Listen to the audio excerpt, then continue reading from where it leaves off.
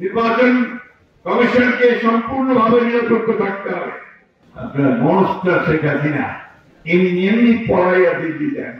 গণতান্ত্রিক ব্যবস্থায় ফিরে যাওয়ার একটাই মাত্র পথ, তাতে একটা সুষ্ঠু অবাধ নিরপেক্ষ নির্বাচন, গ্রহণযোগ্য নির্বাচনের মধ্য দিয়ে নির্বাচনের যে সময় নির্ধারিত হয়েছে সেই সময় নির্ধারিত নির্বাচন হবে, অন্যথা নির্বাচন হবে না।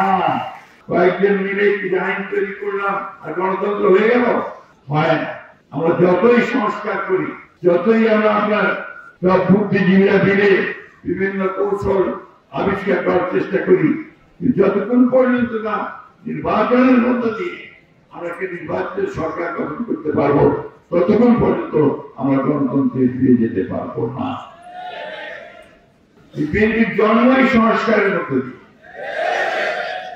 একদলীয় শাসন ব্যবস্থা মার্শাল যখন শেখ মুজিব করেছিলেন, সেখান থেকে শেখ মুজিবের যখন পতন হয়, তখন বহুদলীয় গণতন্ত্রের প্রবক্তা ছিলেন শহীদ প্রেসিডেন্ট রহমান, বিএনপির প্রতিষ্ঠাতা। ধানের শীষকে ঠেকিয়ে রাখা যায় না। যেখানে সব একটাই স্লোগান হতে থেকে ধান লাগাইয়া দাও, ধান লাগাইয়া দাও। ওই জন্যই ওকে রুখতে হবে, ওকে আটকে দিতে হবে। কারণ ধানের শীষ এসে গেলে ওই যে বাংলাদেশের শত্রুরা আছে, সেই শত্রুরা তাদের সমস্ত কনস্পিরেসি চক্রান্ত থেকে পরাজ করে চলে যেতে পারত।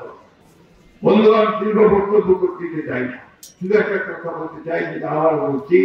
আজকে সংবাদপত্র দেখলাম কিছু কিছু ব্যক্তি বা দল তারা ধমক দিচ্ছে, হুমকি দিচ্ছে যে অমুক মার্কা না দিলে আমরা নির্বাচনে যাবো না, বা অমুকের মার্কা থাকতে পারবো।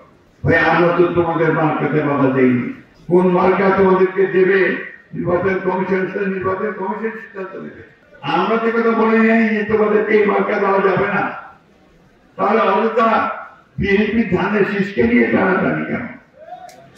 টানাটানি এই জন্যে যে ধানের শীষ অপ্রতিরোধ একটা কথা প্রয়োগ করার চেষ্টা করা হয়, একটা দোষারোপ করা হয় বিএনপি নাকি সংস্কারের বিরুদ্ধে।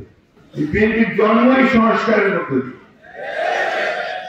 একদলীয় শাসন ব্যবস্থা মার্শাল যখন শেখ মুজিব করেছিলেন, সেখান থেকে শেখ মুজিবের যখন পতন হয়, তখন বহুদলীয় গণতন্ত্রের প্রবক্তা ছিলেন শহীদ প্রেসিডেন্ট রহমান, বিএনপির প্রতিষ্ঠাতা।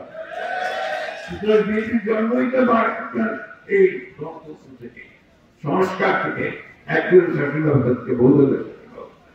আপনার মনস্টার শেখ হাসিনা এমনি এমনি পড়াইয়া দিল্লি দেন যেতে বাধ্য হয়েছে।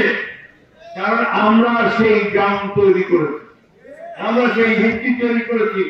দীর্ঘ 15 বছরের সংগ্রাম দিয়ে, বুকের রক্ত দিয়ে লড়াই করে সেই